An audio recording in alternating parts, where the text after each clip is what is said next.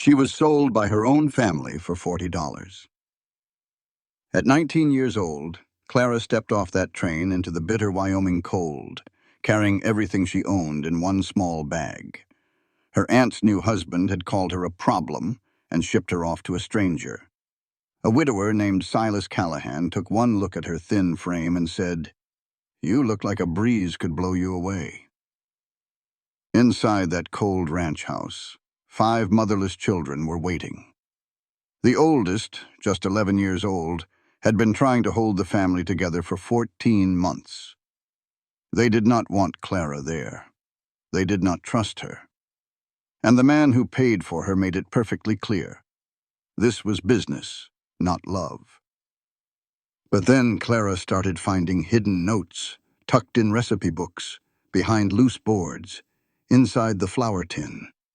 Notes written by the children's dying mother, guiding whoever came next on how to love her babies. What happens when a girl who was sold discovers she was always meant to be chosen? What happens when a house full of grief finally learns to hope again? This is a story about being worthless to some and priceless to others, about finding family in the most unexpected places. Your worth is not measured by what others paid for you. It is measured by the love you give and the promises you keep. Sometimes the people who are supposed to love you fail, but the family you are meant to find will choose you forever. If you believe that love can find you even when you have lost everything, stay until the very end.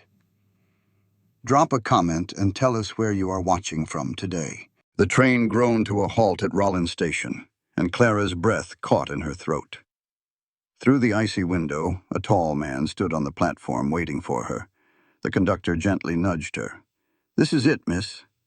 With her only bag in hand, she walked toward the door, feeling like each step was taking her to the gallows. The Wyoming cold was a shock, a physical blow that went straight to her bones. The man, Silas Callahan, walked toward her. He was bigger up close, with a face that looked as hard as the mountains. He gave her a quick sizing-up glance. "You're younger than I figured." Clara pulled her thin coat tighter. "I'm 19, sir, like it said." He grunted. "Telegram said capable. You look like a breeze could blow you away." Heat flushed her cheeks. "I'm stronger than I look, sir." "You'll have to be," he said, taking her bag. He led her to a wagon, tossed her bag in the back, and pointed to the seat. She climbed up, the frozen wood biting cold through her dress, but she said nothing. Silas got in beside her and laid out the rules plain and simple. "You are here to cook, clean, and watch the children. That is all. You will have your own room. We will keep to ourselves. Do you understand?" "Yes, sir, I understand," she replied. She then dared to ask, "And the children?" His jaw clenched. "Their mother passed 14 months ago. They don't need any trouble, and they sure don't need someone who'll run when things get tough." "I have nowhere else to run, Mr. Callahan." That seemed to surprise him. "Good," he said, and flicked the reins. They rode through the falling snow in silence. He finally broke it, asking how a young girl like her ended up sold off to a stranger. She told him straight. Her parents died of a fever, and her aunt's new husband didn't want to feed an extra mouth. "He called me his problem," she said, her voice flat. "I guess that's all I've ever been." Silas said nothing more for the rest of the long, cold ride. The ranch house appeared through the snow like a dark smudge against the white. Before the wagon even stopped, the front door flew open and a little boy, maybe 4 years old with bare feet, ran out yelling, "Papa, you're back!" Silas was instantly on the ground, sweeping the boy into his arms. "Samuel, where are your shoes? You want to freeze?" The boy just hugged him tight. "I missed you." Seeing the hard man melt for his son made something ache in Clara's chest. The boy then spotted her. "Papa, who's that lady?" "This is Miss Clara," Silas said, his voice firm again. "She's here to help us." "Is she our new mama?" The question was sharp as an icicle. No, Silas said quickly. She is not your mama. Now let's get inside. As they approached the house, an older girl of about 11 with her father's serious eyes opened the door. Papa, I told him to stay inside, she said, looking at her little brother. Then her gaze landed on Clara, hard and suspicious. Who's she? Mind your manners, Eliza. This is Miss Clara. The girl's chin lifted. We don't need help. We're managing just fine. Inside, Silas ordered, his tone leaving no room for argument. The house was warm but a mess. Dishes were piled up, laundry was everywhere, and children were scattered about. Besides Eliza and Samuel, there was a 9-year-old boy named Thomas reading, a 7-year-old girl named Lily clutching a doll, and a baby, Sarah, chewing a block by the fire. 5 children lost in a home without a mother. Clara looked at Eliza, the little girl trying to carry the weight of the whole world on her small shoulders. That must be very hard, Clara said softly, taking care of everyone. Eliza's eyes narrowed with suspicion. I manage. I can see that, Clara said gently. I am not here to take your place. I am only here to help you. For a second, the girl's tough exterior wavered. We don't need your help, she repeated, but it sounded less certain this time. Silas showed Clara to a small, bare room. There are extra blankets in the chest, he said, then quickly left. Clara sat on the bed, her body finally starting to shake. Through the walls, she could hear the sounds of her new life. Silas's deep voice, Eliza's arguments, and the baby fussing. She was worth $40, a stranger in a cold house, bought and paid for. This was it. This was home. Clara clutched her mother's old shawl, the familiar scent long gone. She wouldn't cry. Instead, she took one last moment for the girl she was, then straightened her dress to face the woman she had to be. The Callahan kitchen was pure chaos. Eliza, the oldest, was fighting a smoking pot on the stove while Thomas tried to quiet the crying baby. Little Samuel was underfoot, asking questions no one could answer. Clara stepped into the doorway. Her voice was quiet but steady. Let me help. You've been carrying this whole family for 14 months. Let me carry some of the weight for you. Eliza stared, her face flushed with pride and shame. Her mama had always called her the best helper. Clara's voice was gentle. Even the best helpers need a hand sometimes. Slowly, Eliza handed over the wooden spoon.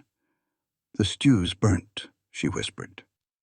That's all right, Clara said. We'll just start fresh. She worked with a quiet purpose, and soon the little kitchen began to feel calm. Thomas watched her, a cautious interest in his eyes. My mama taught me, Clara explained.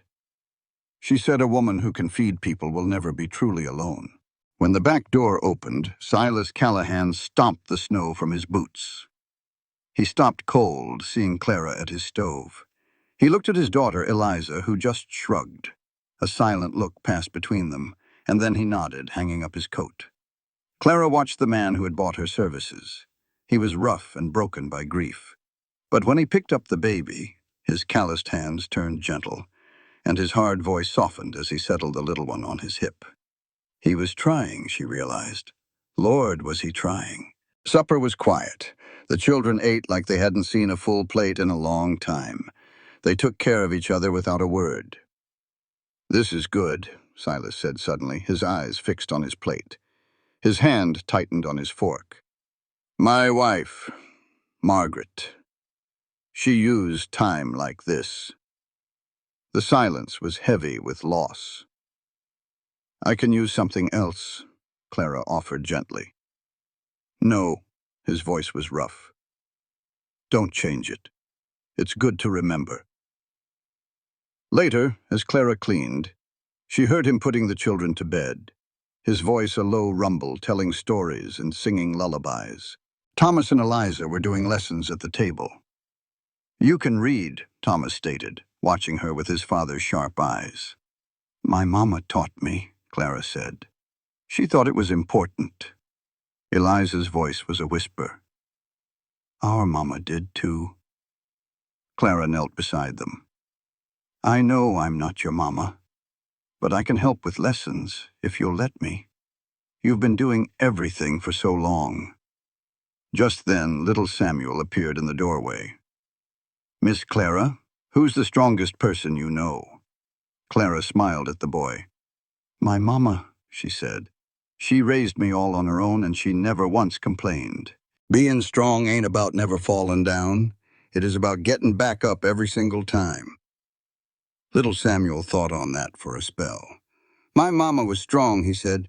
"She got sick but kept on smiling. Papa said she was smiling when she went to heaven." Clara felt a lump form in her throat. "She was the best," Samuel said, clutching his toy horse. "Are you going to stay, Miss Clara?" The other lady did not stay. Clara's eyes darted to Eliza. "What other lady?" "Mrs. Patterson," Thomas said. "Came for 3 weeks after Mama died, then said we were too much trouble and left in the night." "We ain't wild, are we?" Samuel's voice was small. "You are very good," Clara said, her voice firm. "Any fool can see that. Then why did she leave?" The question hit Clara right in the chest. She knew that question all too well. "Sometimes people leave because they're not strong enough to stay," she said softly. "It has nothing to do with you being good or bad. It is about them. Are you strong enough?" "I reckon we will find out," she said. "I've got nowhere else to go, and y'all seem to need me, so I might as well stay. Promise?" Samuel stuck out his littlest finger. Clara looked at that tiny finger. A promise to a child was a heavy thing. She hooked her pinky around his and said, "Promise." Later that night, Clara sat alone in the kitchen. She pulled a folded piece of paper from her pocket, one she had found tucked away. The handwriting was a woman's. "For whoever finds this," it read, "the sourdough starter is in the blue crock. Feed it every 3 days. The children love sourdough pancakes on Sunday mornings. It makes them smile." It was a note from a woman who knew she was dying, who just wanted her babies to keep smiling. Clara pressed the note to her heart. She made a silent promise to the ghost of the woman who had loved them first. "I will take care of them." She tucked the note away as the bedroom door opened. Silas stood there, looking at her in the dim light. "You are still up. Just finishing up, Mr. Callahan." He just stood there for a moment. "Samuel says you made a promise to stay." "I did. You should not have done that. He will hold you to it." "I know. And if you run off like that Patterson woman—" Clara met his gaze. "Then I will be breaking my word to a child who has had too many things broken already." "I know what that means, Mr. Callahan. I am not the kind of woman who makes promises she cannot keep." Silas studied her. "Why did you really come here? A pretty young thing like you could find easier work than this broken-down ranch." "Because no one else wanted me." The words tumbled out, raw and honest. "Because I have spent 7 years being told I was worthless. Because I was told I was lucky to be taken in at all." She took a breath. "Because when I read your telegram, I thought maybe I could be useful here. Maybe I could matter to someone, more than nothing." Silas was quiet for a long time. "You are not nothing," he said, his voice rough. "Anyone who told you that was a damn fool." It was the kindest thing anyone had said to Clara in years. "Thank you, Mr. Callahan." He just nodded once. "Breakfast is at dawn. Do not be late." Then he was gone. Clara stood in the quiet house feeling something she had not felt in a long, long time. It was hope. Small and fragile, but it was there. She was here. She was needed. And she had made a promise. Dawn broke with a baby's cry. Clara was on her feet before she was fully awake, moving toward the sound. She found little Sarah standing in her crib, her face red with tears. "Shh, little one." Clara lifted the baby, who was hot to the touch. "I got you," Clara whispered. "You are not supposed to touch her." Eliza stood in the doorway, her eyes hard. "I always get her. It is my job." "I just heard her crying, Eliza. Give her to me." Clara hesitated as the baby clung to her collar, quiet now, but she handed Sarah over. The moment she did, the baby began to wail again, reaching back for Clara. Eliza's face fell for just a second before her hard mask returned. "She is just confused," Eliza said. But they both knew it was not true. Clara watched her carry the screaming child away, a girl carrying a grief too heavy for her 11 years. This was not going to be easy, a hard look across his face. He just nodded once and headed for the barn. Thomas, you are with me. Breakfast in an hour. Thomas followed him, but gave Clara a knowing glance. He whispered, Eliza is just scared you will take Mama's place. With that, they were gone. Clara stood alone, hearing baby Sarah's cries soften, as Eliza, a girl of only 11, calmed her like a seasoned mother. How could anyone forget a mother who hid notes around the house just to make sure her children would be fed? A small voice broke the silence. Miss Clara, I am hungry. It was little Samuel. Clara smiled. Well then, let us fix that. She found the blue crock pot, just where the note said. Inside, the sourdough starter was alive. Someone, likely Eliza, had kept it going for 14 long months. What is that? Samuel asked. This, Clara said, is how we make your mama's pancakes. Samuel's eyes lit up. She made them every Sunday with honey. Clara got to work, her hands moving with the memory taught by her own mother. Just then, Lily appeared in the doorway, clutching her doll, watching every move with old, wary eyes. Eliza came in next with Sarah on her hip. What are you doing? She demanded, her body stiff. Making pancakes. Those are Mama's. That is her starter. I know, Clara said gently. I found a note. She held out the worn piece of paper. Eliza's face went pale as she recognized the handwriting. Where did you find this? In the flour tin. Eliza's voice cracked. Do not talk about what Mama hoped for. You do not get to make her pancakes. You do not get to use her things. Tears streamed down her face as her voice broke completely. You do not get to be her. Clara set down the bowl. Eliza, I am not trying to be her. I could never be. I am just trying to help. We do not need your help. Yes, you do, Clara said, her voice firm but kind. You are 11 years old trying to raise 4 children while grieving your own mother.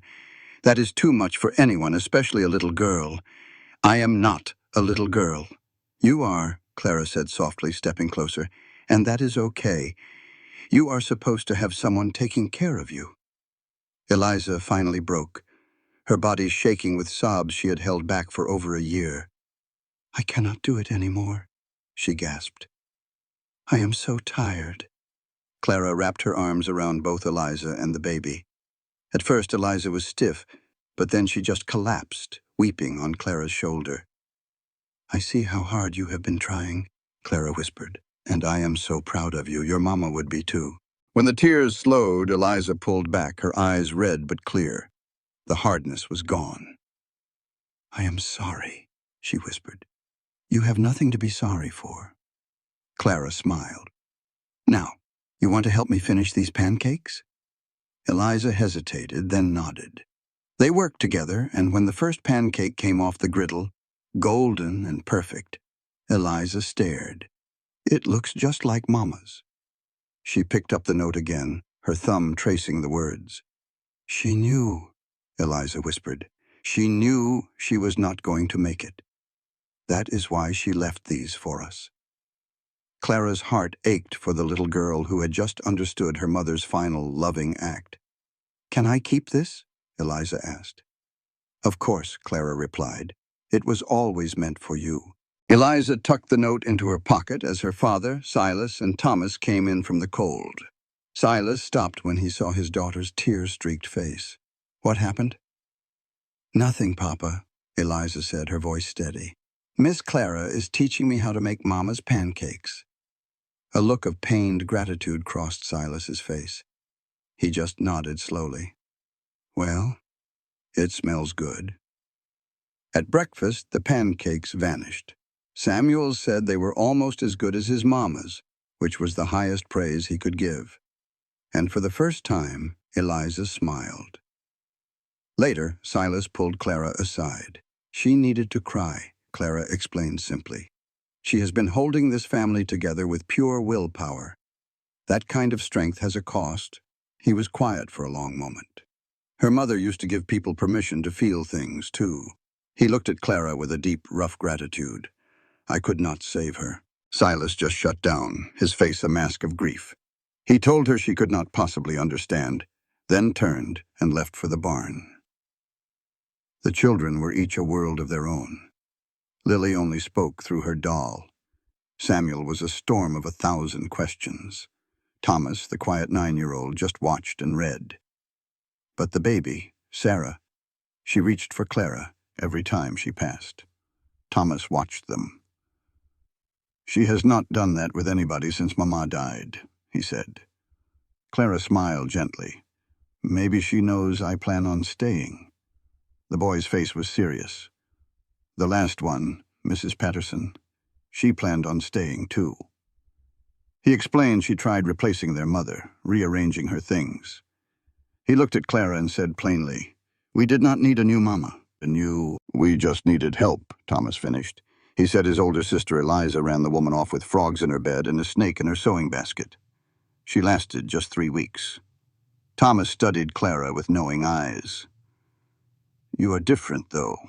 You're not trying to be her." Clara asked if that was a good thing. The boy replied, "I reckon we will see." Later, while looking for a soup pot, Clara discovered a note hidden behind a loose board. The old paper held a secret from their mother, Margaret. It warned that Thomas was afraid of the dark and to leave a candle burning in the hall. That night, she did just that. Passing his room, she heard him whisper, "Look, the new lady left a light on. That is nice, ain't it?" Clara started to understand that Silas was a man crushed under the weight of being both father and mother. In the weeks that followed, she found more of Margaret's notes. They were tucked away everywhere, filled with loving advice for each child's heart. Clara followed every instruction, and slowly, the children began to heal. Lily started whispering her own words to Clara. Samuel began asking her for his bedtime stories. Even fierce Eliza started showing her the rhythms of the house. One afternoon, while petting an old horse named Buttercup, Eliza said, "Mama used to say some things are worth keeping, even when they are not useful anymore." The girl looked at Clara, her eyes sharp. "Is that what you think we are, something worth keeping?" Clara answered softly, "I think you all are worth loving." Tears filled Eliza's eyes. She turned away and whispered that her mama had said that very same thing. That evening, Silas found Clara in the kitchen with all the notes spread on the table. He knew about them. He told her Margaret had spent her final weeks writing them, needing to leave something of herself behind. His voice trembled as he confessed he could not bring himself to read them. He looked at Clara with dawning understanding. "You have been following her words. That is why they are all doing better." "It is not just the notes," Clara said gently. "Their mama raised them to be strong." At that, Silas finally let his guard down. He slumped into a chair, head in his hands, and admitted he had been failing them for 14 months, lost in his own sorrow. "Margaret was the heart of this family," he choked out. "Without her, we are just broken pieces." Clara reached across the table and covered his hand with hers. "Then maybe it is time to build something new," she said. "Not to replace what you lost, but to make a future that honors her memory." In the quiet kitchen, they sat together, 2 strangers trying to piece a family back together. Finally, Silas spoke. "She would have liked you. Margaret would have liked your honesty," he said. He stood to leave, but stopped in the doorway. "My children are starting to love you," he warned, his voice low and serious. "You must understand, if you leave now, it will destroy them." Clara met his gaze without flinching. She told him she knew. She knew about Samuel's goodnight kisses and Lily's whispered hopes that she would stay forever. She knew Thomas left his favorite book on her pillow, and that baby Sarah reached for her like she was already home. Her voice was steady and strong. "I know exactly what I would be destroying, Mr. Callahan. I am not going anywhere. These children are mine now, by my own choice, and I do not abandon my own." Silas stared at her for a long moment, then gave one firm nod. "Good," he said gruffly, and then he was gone. A raw scream from the yard jolted Clara awake. It was Silas, his voice torn with panic. Out by the fence line, he stared into the swirling snow. His 9-year-old son, Thomas, had gone to check the north fence hours ago and never returned. The storm had closed in fast. Clara did not hesitate. "I am going with you," she said, pulling on her coat.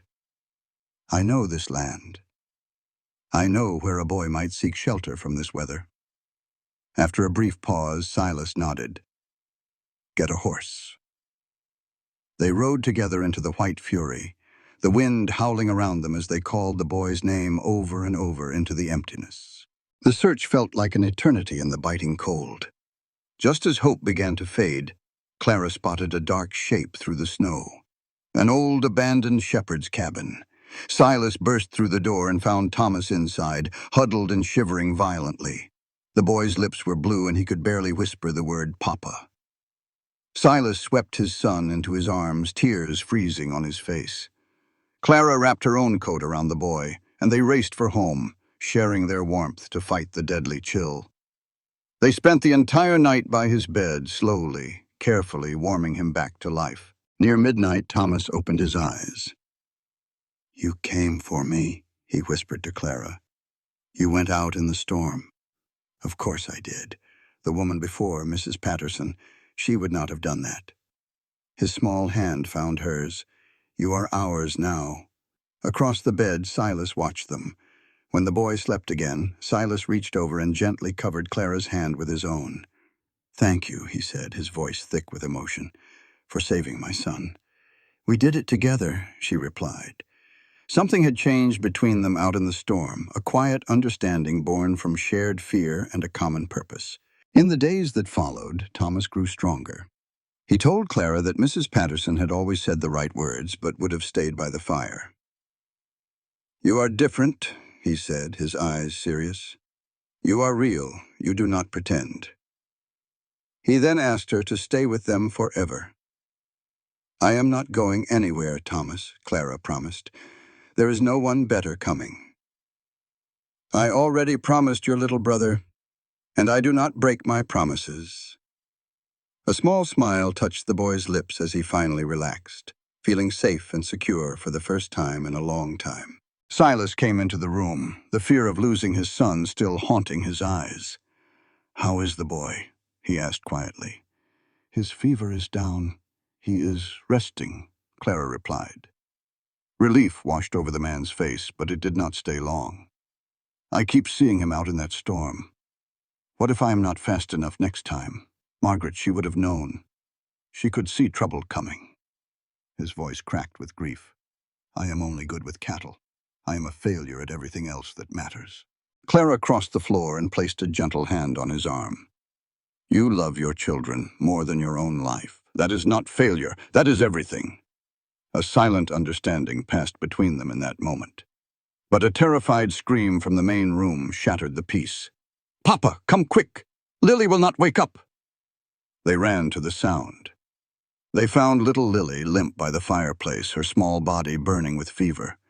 Eliza knelt beside her, sobbing. "She was just playing, and then she fell down." "Lay her on the bed," Clara commanded, her voice calm and sure. Silas was trembling as he lifted his daughter. "Not again," he whispered in prayer. "Please, God, not again." Clara pressed a cool cloth to Lily's forehead. "This is a fever, Silas. We can fight a fever. I need you here with me. I need you present." Her firm words broke through his rising panic. "What do you need?" he asked. As he hurried away, Lily's eyes fluttered open. "Mama," the little girl cried, "I want my mama." "I know you do, sweetheart. I know," Clara soothed, her own heart aching. She promised she would not leave her side. The night stretched on, long and filled with fear.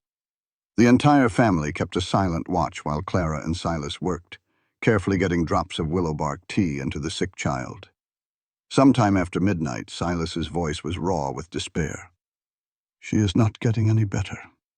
The fever will not break. It was just like this with Margaret. It just kept getting hotter." "Stop!" Clara's voice was sharp. "You stop that right now. Lily is not her mother. This is not the same story because I refuse to let it be." Silas stared at her, his eyes wide. Your wife left notes hidden all through this house. She knew someone would need them to care for her family. I found those notes. I will not fail her." He sank into a chair, the fight draining out of him. "Where did you come from, Clara?" he whispered, reaching for her hand. "I was sold for $40 to a stranger," she answered softly. "No," Silas said, shaking his head. "That is just how you got here. That is not who you are. You saved my son. You are the woman who is making me feel things I thought I had buried forever." Before she could find any words, Lily stirred. Her eyes were clearer now. "Mama, Clara, do not leave me." Clara looked at the small girl, then at Silas, his hand holding hers tight. "I promise," she said to them all. "I will not ever leave." As the sun began to rise, the fever finally broke. Bottle. Weeks later, a new crisis arose when little Lily came down with a terrible fever. For nearly 24 hours, Clara sat by her bed, bathing her forehead and refusing to leave her side. Just as exhaustion set in, Lily opened her eyes and said, "I am hungry." Relief washed through the house. The chaotic, joyful breakfast that followed felt like a celebration of life. Eliza, the oldest daughter, pulled Clara into a fierce hug. "Thank you for saving her," she whispered. "You did not leave her side. That is what saving someone is, being there when they need you most." Eliza confessed that she had stayed with her own mother when she was sick, but it had not been enough. Clara gently reminded her that her presence had mattered deeply. To prove it, Eliza shared another note she had found from her mother, hidden in the cellar. In shaky handwriting, it asked whoever read it to please tell her children she loved them every single day. Clara read the precious words. "Then that is what we will do," she said, her voice full of conviction. "We will tell them every day." And in that moment, a broken family truly began to heal piece by piece. In the following weeks, Clara watched the whole family start to heal. Silas began to really see his children again. "My son's boots are too small," he said one night, a look of guilt on his face. "You have had a lot on your mind," Clara told him. "That is not an excuse. They are my children." "You know now," she said gently. "That is what matters." He looked at her then, with something deeper than gratitude. "You see everything. How do you do that?" "It is a habit," she said. "When you grow up not being wanted, you learn to watch people to see what they need. That is a hard way to grow up. It is the only way I know." "No," Silas said, stepping closer. "But maybe you can stop just surviving and start living." "Maybe we both can." Clara's breath caught in her throat. He was saying he had been a coward, too scared to admit he was watching her save his family, watching her become a part of it. He was scared to admit what he was starting to feel. "Silas, let me finish, please." Clara nodded, her heart pounding. "When Margaret died, I thought I died right along with her. I thought the part of me that knew how to love or hope was buried with her. For over a year, I have been a ghost, just trying to keep my children alive but not really living." His voice got low. "And then you came. You walked in here and looked at me like I was a man worth staying for. And something inside me started to wake up. I did not do anything special. That is what is special about you. You just are." He reached out, his calloused hand gentle on her cheek. "Clara, I am not asking you to replace Margaret. I am asking you to stay. Not as a housekeeper." "As what?" "As mine," his voice was a whisper. "As ours. As the woman this family needs. And the woman he swallowed hard. "The woman I am falling in love with. You barely know me. I know you are brave. I know you are kind. I know you better than I have known anyone in a long time." One evening, Silas found her on the porch. "I notice things," he said, his voice low. "I see you reading stories to my children. I see you humming when you do dishes. You're the first thing I think of in the morning and the last thing at night." Tears welled in Clara's eyes. I know I'm older and broken, and I come with 5 children. Clara shook her head. Don't talk about them like a burden, they're not. I don't want someone else, she whispered, the words tumbling out. I want here. I want them. And I want you. She took a shaky breath. I came here just to work. I didn't expect to find notes from your Margaret tucked in her recipe book, guiding me. And I surely didn't expect to fall in love with a stubborn, grieving man and his 5 beautiful children. A widower who looks at me like I am the answer to a prayer. I am tired of being careful, Silas. I spent 7 years keeping my head down, trying to take up as little space as possible. I do not want to do that anymore. I want to be loved. I want to matter to someone. Her voice cracked. I want to belong to you. Silas said nothing at all. He just pulled her close, holding her like she was the most precious thing in the world. Clara buried her face in his chest and finally let herself cry. They stood like that for a long time, letting all the walls they had built just fall away. I love you, Silas finally said, his voice rough. Lord, help me. I love you. I love you too. We will figure this out together. That is what families do. He pulled back to look at her. Family.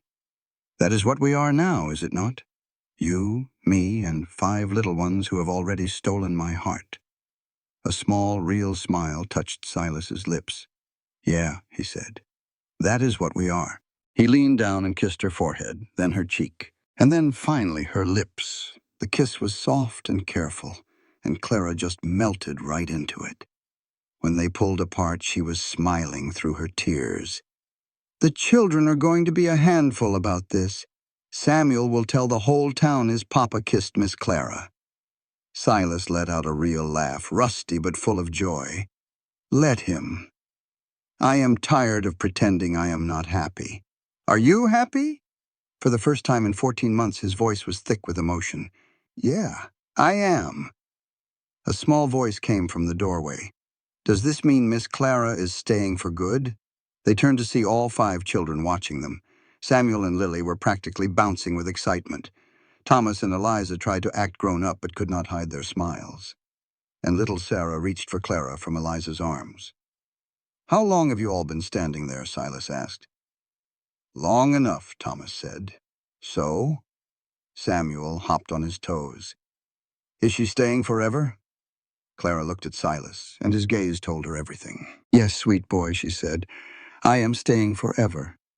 The children cheered. Samuel and Lily rushed to hug her, and even Thomas joined in. Eliza handed Sarah to her father before she threw her arms around Clara, too. Surrounded by those children with Silas's loving gaze on her, Clara felt whole. This is the best day ever, Samuel declared. Better than pancakes. Better than pancakes? Clara feigned shock. That is serious business. It is because you are our mama now, Lily said softly. Mama Clara. Clara's heart skipped. She looked at Silas, worried about his late wife's memory. But Silas just smiled and nodded at his children. If that is what you all want to call her, I think Mama Clara sounds just right. The news spread through town like a prairie fire. Silas Callahan, the grieving widower, was holding hands with the young woman from Missouri. The woman everyone thought was just the hired help was now Mama Clara. Clara did not care what folks said. She had Silas. She had the children. She had a home. But trouble has a way of finding you. It showed up 3 weeks later on a Tuesday morning. Clara was hanging laundry when she saw a familiar wagon pull up, and her blood ran cold. It was her Aunt Margaret. Clara May, her aunt's voice was like stone. You look well. What are you doing here? I came to take you home. Clara gripped the wet laundry. This is my home. Do not be a fool. This was never meant to last. I am here to take you back to Missouri where you belong. I belong here. With a man who bought you like livestock? Margaret sneered. I raised you better than this. You did not raise me. You put up with me for 7 years, and then you sold me." The ugly words hung in the air. "That is not true. Things were complicated. Harold insisted—" "Where is Harold?" Clara cut her off. "Where is the husband you chose over me?"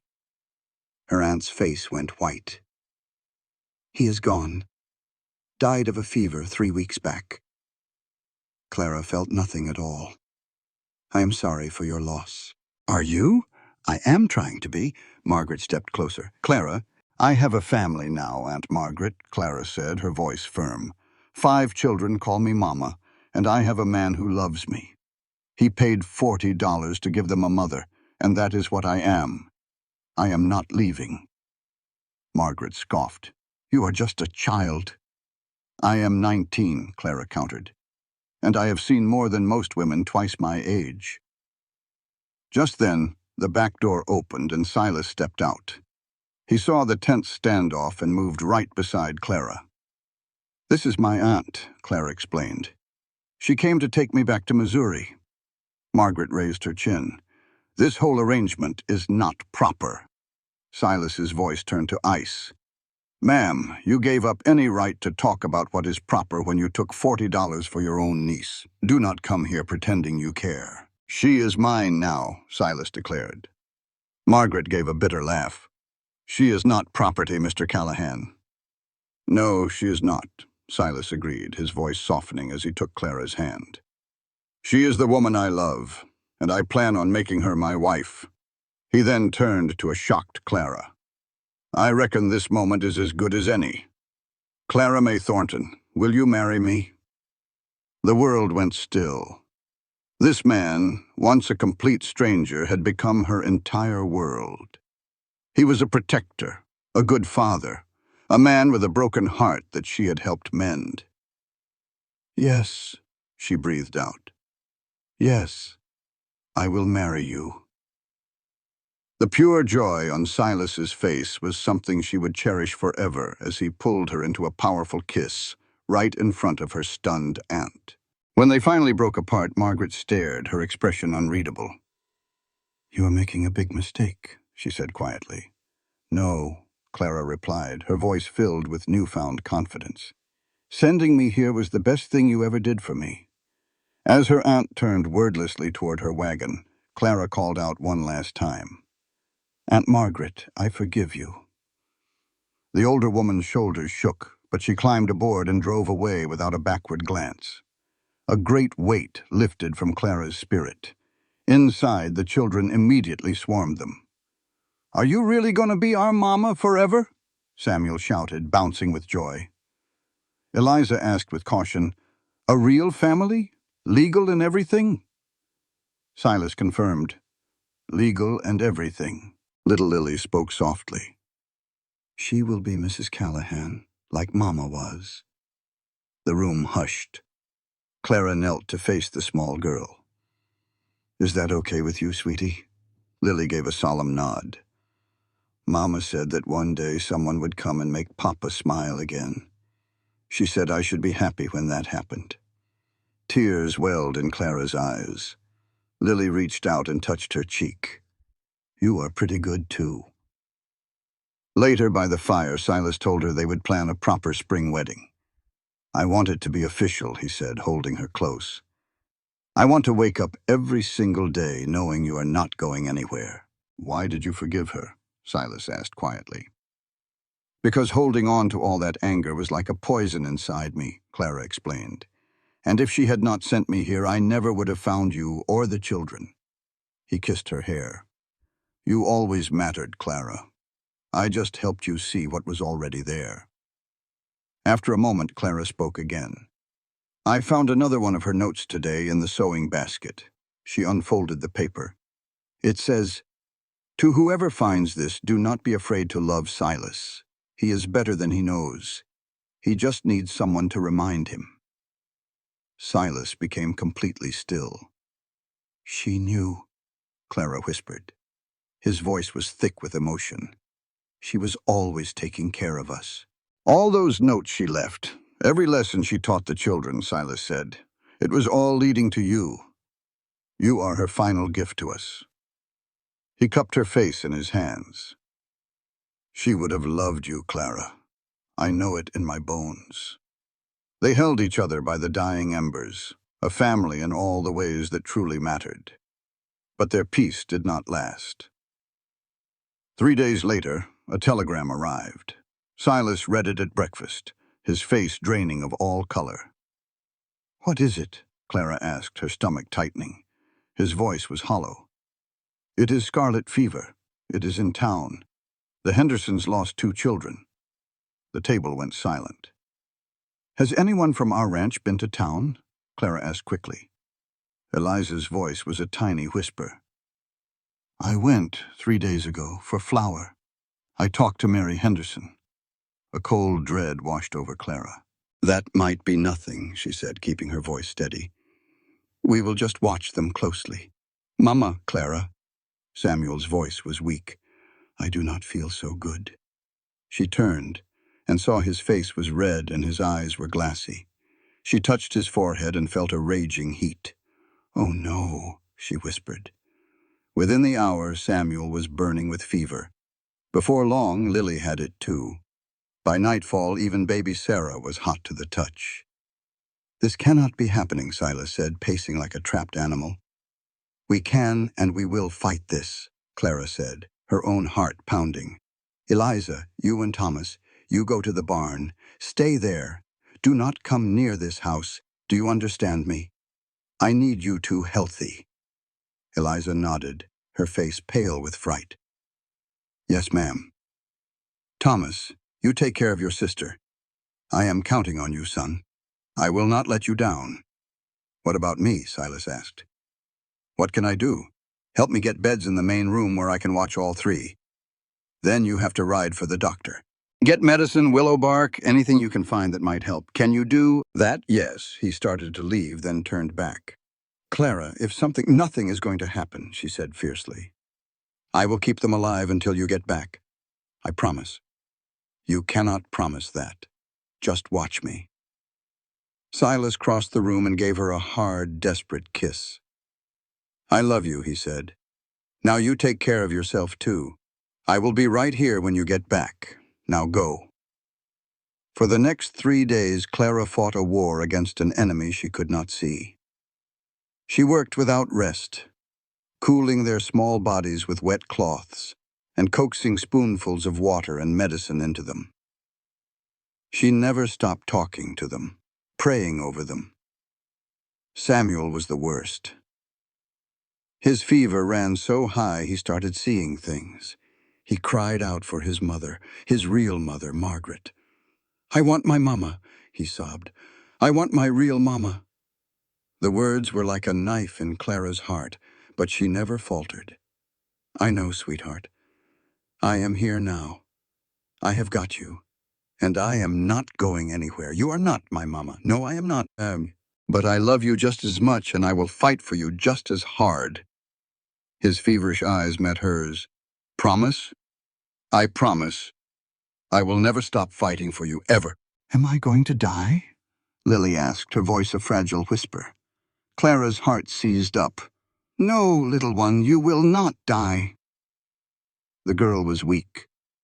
"But Papa said Mary Henderson died." Clara gently stroked her hair. "You are much stronger than Mary. You have already beaten one fever. You can beat this one, too." Lily's eyes pleaded with her. "How do you know?" Clara leaned in. "Because I am mighty stubborn, and I refuse to let you go." A ghost of a smile touched Lily's face. Outside the window, Eliza and Thomas stood watching, their small faces filled with terror. Clara gave them a small wave, trying to look like everything was under control.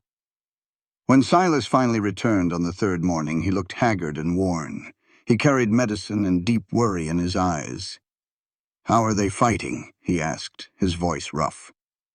"Samuel's fever broke," Clara told him. "Lily is getting better. Sarah's fever is still high, but she is eating." "Thank God." Silas collapsed into a chair, his body sagging with relief. He moved to his son's bed and held his little hand. Samuel's eyes fluttered open. Papa, he breathed. Mama Clara saved us. She stayed with us the whole time. Silas looked over at Clara, his eyes shining with unshed tears. I know, son. She is very good at saving people. The boy managed a weak smile. Almost as good as our real mama. Over the next 2 days, the fevers broke, one after the other. The crisis finally passed. Eliza and Thomas were allowed back in the house, and they ran to their siblings, laughing and crying all at once. Eliza threw her arms around Clara. You did it, she whispered fiercely. You saved them. She pulled back, her eyes clear and direct. You are our real mama now. Not because you married Papa, but because you chose us. Tears streamed down Clara's face. Of course I choose you. I love all of you more than I ever knew I could. That evening, after the children were sound asleep, Silas found Clara on the front porch looking at the stars. You should be resting, he said gently. You saved my children. I spent this whole week watching you fight for them as if they were your own. I keep wondering, how did a broken man like me end up with a woman like you? You are not broken, she replied softly. He took her face in his hands. I was shattered. But you and the children have been putting me back together. I do not want to wait until spring. Marry me, Clara. Marry me tomorrow. Clara's heart hammered against her ribs. Are you sure? After everything we just went through? He smiled, a tired but genuine smile. I have been sure for weeks. I was sure when you rode into that blizzard to find Thomas. I was sure when you told Lily she would not die. I knew it the first day I saw you step off that train, looking scared but holding your head high. I knew you were going to change everything. He confessed he was terrified then, afraid she would leave when life got hard. I was wrong, he said. This is not some arrangement. This is family. This is forever. He looked at her, his whole heart in his gaze. What do you say? Will you marry me tomorrow? Clara thought about the children sleeping peacefully inside, alive because she had fought for them. She looked at the man offering her a home and everything she had ever wanted. There was nothing to wait for. This was it, the life she never thought she could have. Yes, she breathed. I'll marry you tomorrow. Silas sighed, a lifetime of weight leaving his chest. He pulled her close, and for the first time Clara felt like she was truly home. Tomorrow she would be Clara Callahan, not the girl sold for $40, but the woman who was chosen. As the sun rose on her wedding day, a mix of fear and joy stole her breath. A small voice called from her door. Mama Clara, are you awake? I am, sweetheart. Come on in. Lily snuggled up beside her. Are you a little scared? Clara asked. No, I'm happy, the little girl said. Mama told me this would happen. She said Papa would be sad, but someone would come and make him smile again. She told me to be happy for him because that's what love does. It always finds a way. Clara's heart ached. Your mama was a very smart woman. The smartest, Lily agreed. But you're brave smart. You came here scared, you stayed when Eliza was unkind, and you saved us all during the blizzard and the fever. The little girl's words were serious and true. That's brave smart, doing what's right, even when you're shaking in your boots. Tears welled in Clara's eyes. I just did what had to be done. Lily smiled. That's what Mama always said. I think that's why Papa loves you. You're like her in all the important ways. The house soon woke up. Samuel hollered for breakfast and asked about his fancy shirt 47 times. Thomas tried to look serious but kept smiling to himself. Then Eliza stood in the doorway holding a bundle of white. I found this in Mama's trunk, she said softly. It was her wedding dress. I thought maybe... Clara's hand covered her mouth. Oh, Eliza, I couldn't. That's your mother's. I know. That's why I want you to have it, Eliza insisted, her eyes full of tears. Mama would want Papa to be happy. She'd want that person to wear her dress, to be family in every way. Are you sure? I'm sure, Eliza said, holding out the dress. With trembling hands, Clara took the soft, beautiful fabric. It felt like a blessing from the past. Thank you, Eliza. Thank you for loving us, Eliza whispered, even when we were hard to love. Clara hugged her tight. It was always worth it. Just then, Silas appeared and saw the dress. Is that... Eliza offered, Clara said quickly. But if it's too much, I want you to. Silas's voice was thick with emotion. Margaret would have loved you. She'd be honored. I'll see you at the church. He kissed her forehead. Don't you be late. The little church was packed, the whole town curious about the woman who'd finally won the widower's heart. But Clara only saw Silas at the altar, his face full of a joy she'd never seen before. The children stood beside him, all of them watching her with hope in their eyes, praying this was real. The preacher started, but Clara heard none of it. She focused on Silas's trembling hands and the tears on his cheeks as he spoke his vows. I, Silas James Callahan, take you, Clara May Thornton, to be my wife. Until death do us part. His voice cracked, and she knew he was thinking of Margaret. When her turn came, Clara's voice was strong. I, Clara May Thornton, take you, Silas James Callahan, to be my husband until death do us part. But then she added something more, looking right at the children. And I take your children as my own, Thomas, Eliza, Lily, Samuel, and Sarah. I promise to love and protect them, to honor their mother's memory, and be their Mama Clara until my last breath.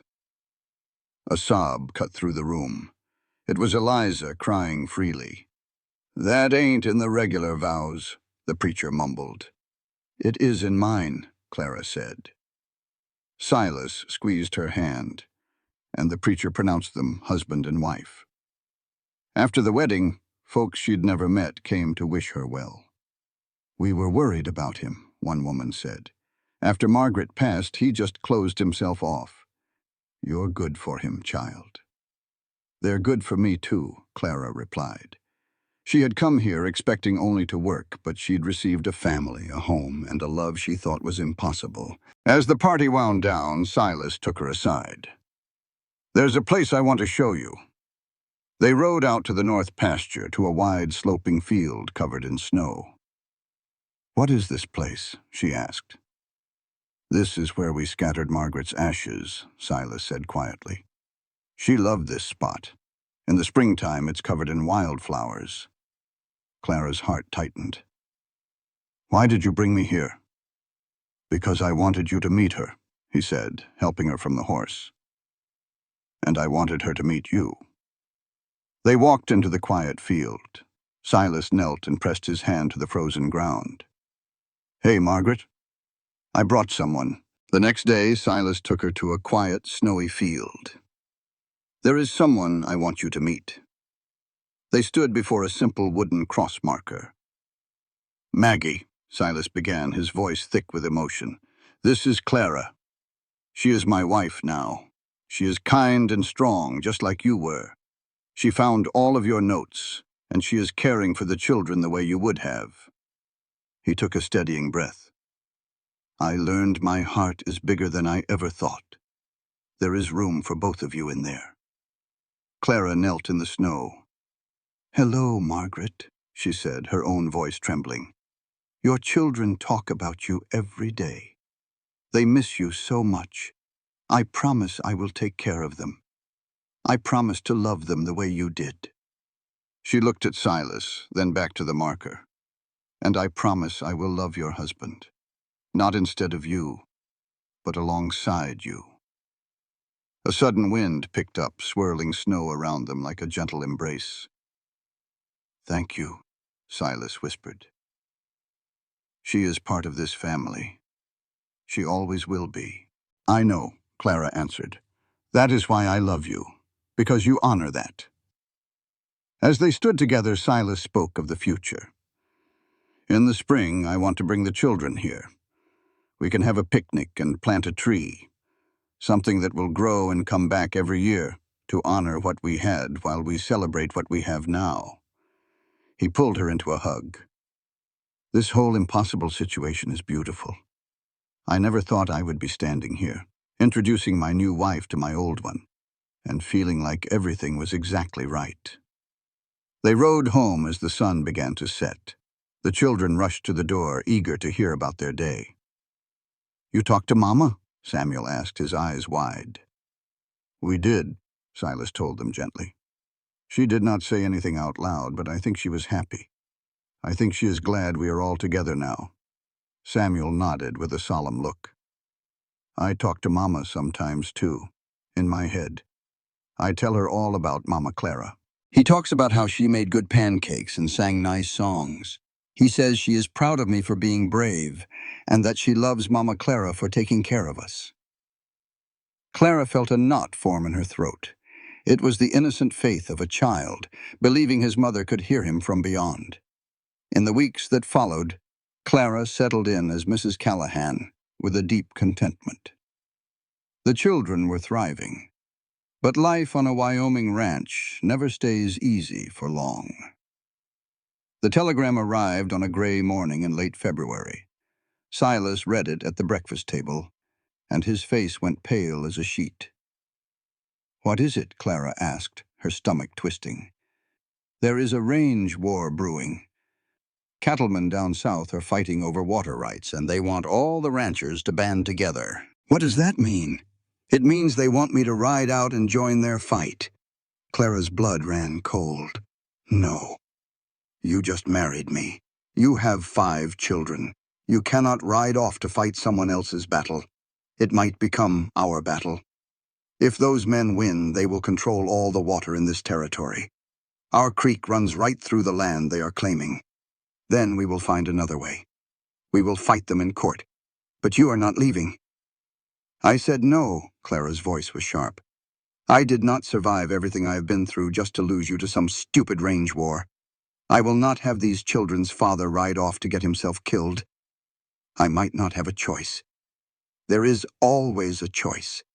Clara grabbed his hands. "Please, Silas, do not do this. We just became a family. The children cannot lose you." Silas looked at the desperation in her eyes, and his expression softened. "All right," he said quietly.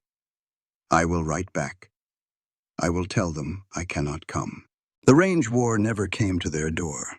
The whole conflict was settled with lawyers and land grants in a way Clara did not fully understand. Silas kept his creek and his family, but the scare reminded Clara how fragile happiness can be. Spring arrived slowly with warming days and melting snow. As she watched the land transform, Clara realized her own body was transforming too. She stood in the kitchen, her hand pressed against the small swell of her belly, knowing for certain she was carrying Silas's child. "Mama Clara," Lily's voice came from the doorway. "Why are you crying?" Clara quickly wiped her eyes. "I am not crying, sweetheart. I am just happy." "You are crying happy tears." "Yes, happy tears. Can you keep a secret?" Lily nodded. Clara knelt down to her level. "There is going to be a new baby in this family." Lily's eyes grew wide. Clara took the little girl's hand and placed it on her stomach. "A new baby is growing right in here." "I am going to be a big sister," Lily said with the biggest smile Clara had ever seen. "A real big sister. You are already a big sister to Samuel and Sarah, but this baby will be yours and Papa's." Lily threw her arms around Clara's neck. "Can we tell Papa now?" "Yes, but let me tell him first." "Okay," Lily said, practically bouncing with excitement. "But hurry." Clara laughed. "I will hurry." She found Silas in the barn mending a harness. He looked up and smiled. "Hey, Mrs. Callahan. Is something wrong?" "Nothing is wrong." Clara took a deep breath. "Something is very, very right." She walked to him, took his hands and placed them on her stomach. "I am pregnant, Silas. We are going to have a baby." The harness fell from his hands. He just stared at her, his mouth open. A baby. His voice was barely a whisper. Our baby. A sound that was half laugh and half sob escaped him. He pulled Clara into his arms, lifting her from the floor. A baby. We are having a baby. Happy? Silas laughed so hard the tears streamed down his face. Darling, I might just be the happiest man in the whole world. Well, good, Clara said through her own tears, because Lily's about to pop hold in this secret inn. The children were overjoyed. Thomas tried to act serious, saying a baby brother could help with chores, but he could not stop grinning. Eliza gave Clara a mighty hug, promising to help with every little thing. Young Samuel started spouting names, even suggesting they call the baby horse, which Clara quickly shut down.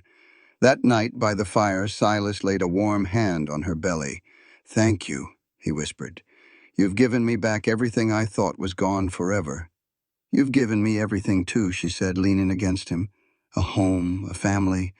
I was so lost when I got here, so sure I'd never matter to anyone. And now you matter to all of us," Silas said gently. "To me, to the children, and to this new baby. You are the heart of this house, Clara Callahan. You're what makes it beat." "I love you," she cried softly. "I love you too." They sat in a comfortable quiet, watching the flames. When spring finally bloomed, the wildflower field was a miracle of color, just as Silas had promised. The children ran through it, laughing and making flower crowns. Clara stood at the edge of the field, her hand on her growing belly, just watching her family. Silas wrapped his arms around her. "What are you thinking about?" "I'm thinking how 6 months ago I was on a train, scared to death, heading to a life of misery. And now," she said, looking at her family, "I have everything." Silas turned her to face him. "The best things in life are always unexpected."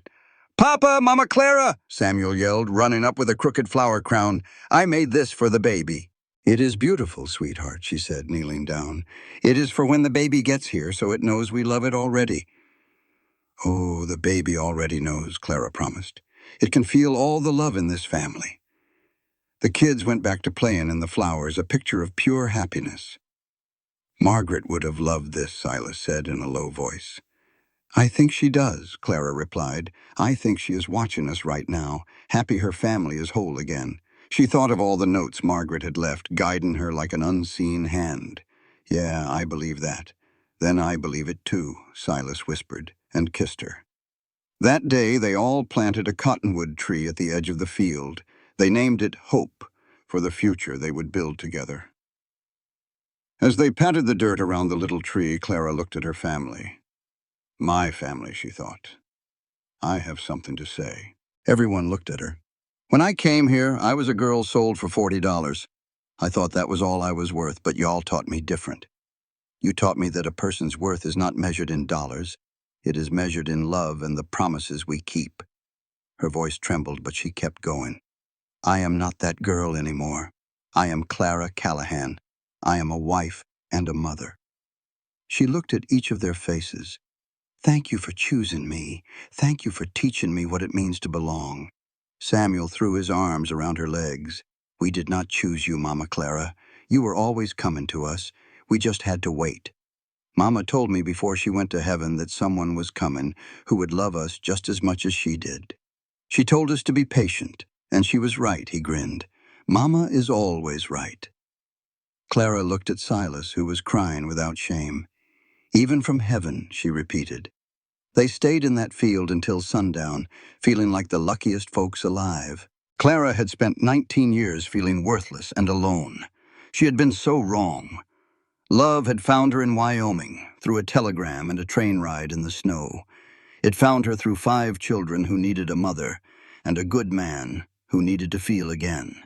It found her in the notes of a woman who loved her family even from beyond the grave. Standing there, with her husband's arms around her and her children's laughter in the air, she knew the truth. She was bought for $40, but she had been chosen for forever. Her story would be told for years in that part of Wyoming. The girl who came in winter and brought the spring. The woman who followed a ghost's notes and healed a family's grief. But Clara just thought of her life as a gift she was thankful for every single day. And when her own daughter was born that fall, a little girl with Clara's gray eyes and Silas's stubborn jaw, they named her Margaret Hope Callahan. Margaret, for the woman who loved them first. Hope, for what Clara had brought them all. The baby girl looked up at her, and Clara's heart felt truly whole. She had been sold for $40 and a lie. She had arrived with nothing but fear, but she had left that all behind. Clara May Callahan was no longer a girl who was sold. She was a woman who was found, and she would spend the rest of her days proving that real love, chosen love, is worth more than all the gold in the world. This was her family. This was her home. This was her forever.